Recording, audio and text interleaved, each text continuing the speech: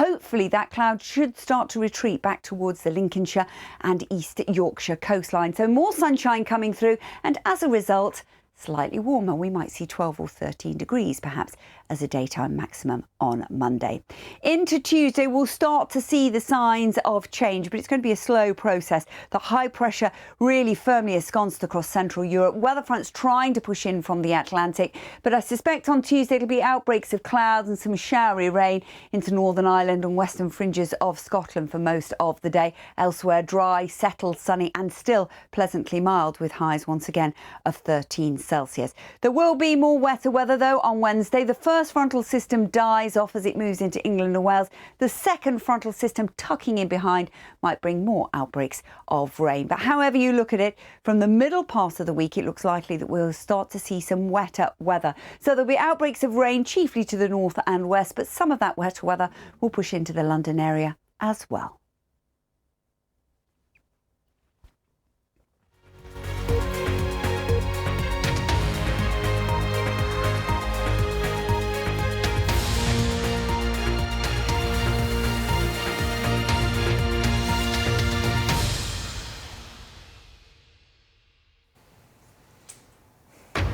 This is BBC News. Welcome if you're watching here in the UK or around the world. I'm Martine Croxall and these are our latest headlines. The UN's aid chief says the international community has failed the people of northwest Syria, where thousands of people have died since Monday's earthquakes. Turkish police issue more than 100 arrest warrants as part of an investigation into poor building standards after this week's devastating earthquakes. Defying the odds, a 10-year-old girl is pulled out alive from under the rubble of a collapsed building in Turkey after 147 hours. This is the scene live in southern Turkey as emergency teams continue their painstaking search for survivors as the number of people killed rises to more than 28,000.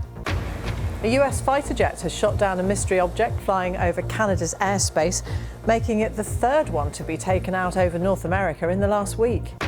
The BBC chairman, Richard Sharp, is accused of making significant errors of judgment by MPs for not declaring his involvement in helping Britain's former Prime Minister Boris Johnson secure a loan.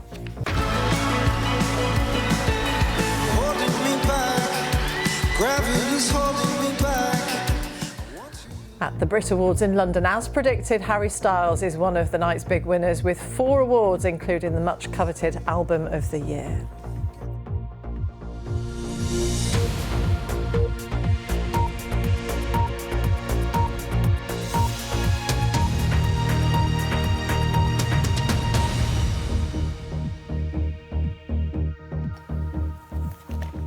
Hello and welcome to BBC News. The head of UN Emergency Relief Operations, Martine Griffiths, says the international community has failed the people of northwest Syria, where thousands of people have died in the earthquakes that struck Syria and Turkey.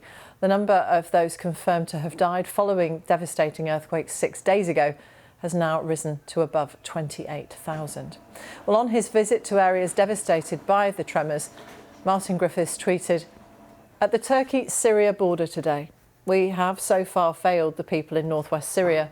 They rightly feel abandoned, looking for international help that hasn't arrived. My duty and our obligation is to correct this failure as fast as we can. That's my focus now." Let's speak now to Abada Alwan, who's a spokesman for the Syria Civil Defence, a volunteer group also known as the White Helmets. He's coordinating with his colleagues on the ground in Syria. Abada Alwan, thank you very much for joining us. We can see there that you are in Istanbul. How difficult is it for you to understand and communicate with the people on the ground in Syria? Thank you so much for having us, first of all. At the moment, it's very difficult. Our volunteers on the ground are spread very thin. The